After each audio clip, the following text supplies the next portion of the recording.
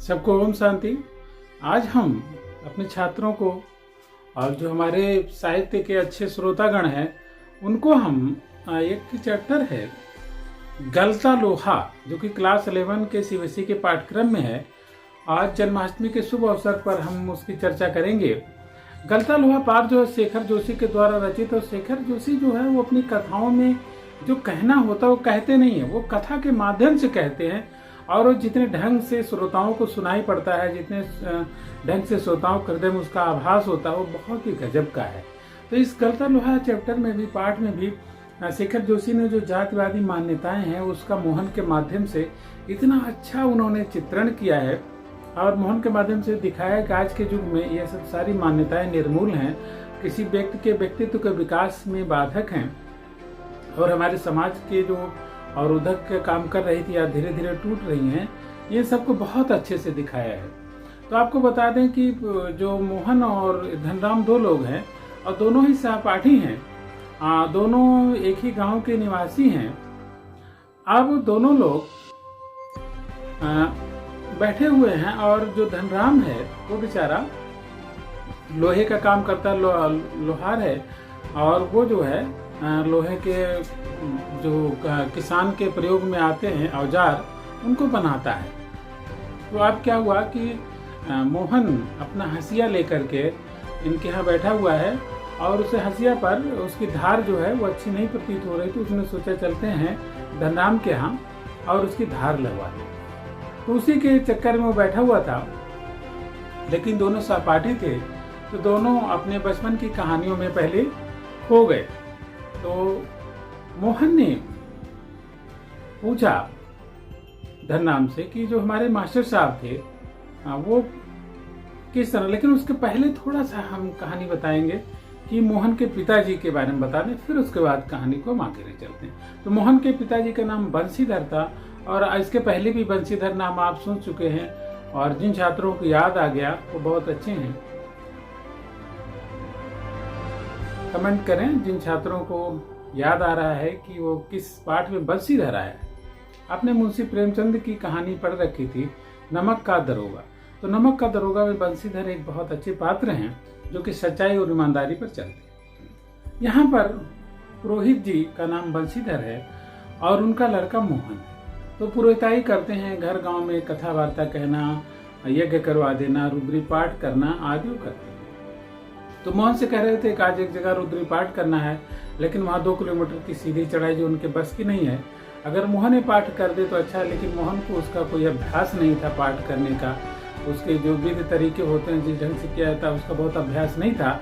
इस वजह से वो नहीं गया, और उसने पिताजी का भार हल्का करने के लिए खेतों की बड़ी बड़ी घासों को काटने का निश्चय किया, और उसी क्रम में वो आकर के धनराम के पास बैठा है। तो अब इसके बाद कथा को आगे ले चलते हैं। तो दोनों ही अपने बचपन की यादें ताजा किए। एक मास्टर त्रिलोक सिंह थे।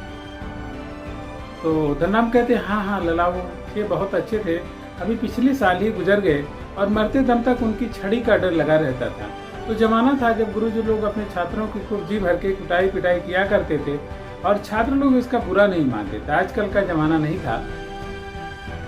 तो उसने बताया कि जब हम लोग पढ़ते थे तो मोहन बहुत ही अच्छा छात्र था, और क्लास का मॉनिटर भी था, जिसको मास्टर त्रिलोक सिंह बहुत मानते। और मास्टर त्रिलोक सिंह इतने कड़क थे कि जब वो आते थे तो तुरंत ही पूछते थे कि क्या प्रार्थना हो गई क्या। और उन्हें पता था कि अगर मोहन आया होता तो अब तक प्रार्थना हो गई होती, लेकिन सबसे पूछते अरे भाई मोहन क्यों नहीं आया। और सबसे पहले मोहन ही हे प्रभु आनंद दाता ज्ञान हमको दीजिए, इस प्रार्थना से शुरू करता था। और वो गाने में भी बहुत अच्छा था, उसका गायन शैली गला भी बहुत अच्छा था, और पढ़ने में भी बहुत अच्छा था। तो दोनों ही दृष्टिकोण से बहुत अच्छा छात्र था।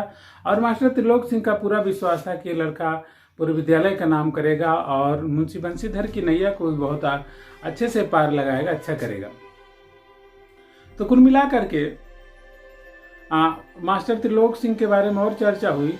उनकी जो सबसे बड़ी बात थी कि अगर जो कोई पिटाई खाता था तो अपनी छड़ी का चुनाव खुद करता था। तो एक दिन धनराम से मास्टर साहब ने कहा कि धनुआ तेरा का पहाड़ा जरा सुनाना। तो धनराम को उस समय 12 तक का पहाड़ा तो याद था, लेकिन 13 का नहीं याद था। जैसे ही एक उसने 13 दूनी 26 के बजाय उसने 24 कह दिया, 13 दूनी 24, जैसे कहा वैसे मार साहब ने सटाक से एक मारा और जो डंडी थी उसको संटी कहा गया है वो टूट गई। अब उस पात्र को लाना था तो उनका जा दूसरी छड़ी ला, तो वो कुछ छड़ी इतना सा मोटे अच्छे से चुनाव करते थे जो भी चुनाव करने जाते थे कि मास्टर साहब का संतोष ज़्यादा ध्यान में रखते थे कि वो प्रसन्न रहें। खैर मास्टर साहब जब वो छड़ी लाए तो उन्होंने छड़ी नहीं लगाया, उन्होंने कहा चलो याद करो शाम को फिर सुनेंगे। और शाम को जब फिर सुना तो वास्तव में वह फिर पहाड़ी नहीं सुना पाया, बेचारा दिन भर का घोटा लगाने के बाद भी भूल गया। तो उन्होंने कहा कि तुम्हारे दिमाग में तो भाई लोहा भरा है, तो वो पहाड़ा कहाँ सुनाएगा। उस समय जातिवादी टिप्पणियां भी गुरुजी लोग कर दिया करते थे। तो खैर उन्होंने 4-5 हंसिया दिया और कहा कि इस पर धार लगा लाना अच्छे से, तो लेके आया। अब क्या हुआ कि मोहन बेचारा जब कक्षा 5 पास किया तो उसके बाद उसे छात्रवृत्ति मिली, तो बहुत चिंता में थे उनके पिताजी कि कैसे उसे ले जाएं, आगे बढ़ाएं। लेकिन जो बगल का गांव था वहाँ से 12 किलोमीटर के लगभग था, 10-12 किलोमीटर जो अगला स्कूल था। और सबसे बड़ी दिक्कत थी वहाँ नदी पार करनी पड़ती थी, तो जीवन का भी प्रश्न था। उसी सारे चर्चाओं के बीच में एक रमेश रहते थे लखनऊ में, जो उनके गांव के ही थे और रिश्तेदारी में लगते थे, रिश्तेदार थे। आए, उन्होंने कहा कि ये अगर मेरे यहाँ रह लेगा तो पढ़ाई हो जाएगी। तो मोहन के मना करने के बावजूद भी उनके पिताजी ने भेज दिया और उस बच्चे के पास कोई चारा नहीं था क्योंकि पढ़ने का और कोई साधन नहीं था।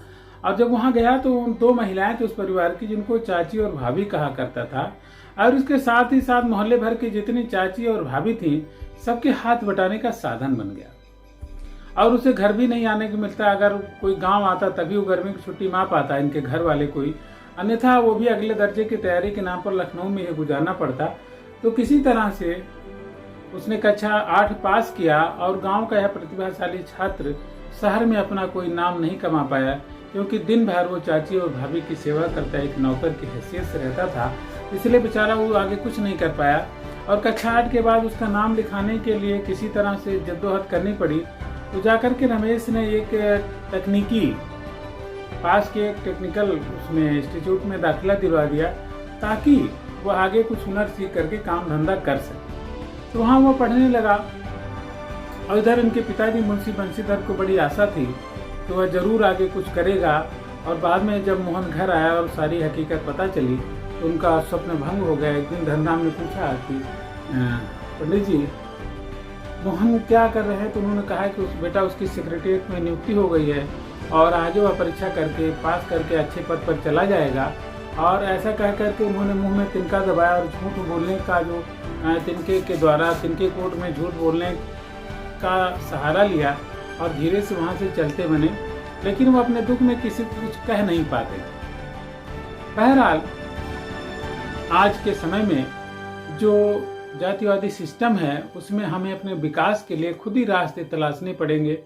तो सबसे अच्छी बात यह है कि दूसरी चीज़ कि आज के सारे जातिवादी सिस्टम मिट रहा है, इससे पूरे देश के लिए लोग आगे बढ़ने में, तरक्की करने में विश्वास रखते हैं और कोई भी काम करने में विश्वास रखते हैं। ये जो परिवर्तन देश में आया है ये सकारात्मक कदम है।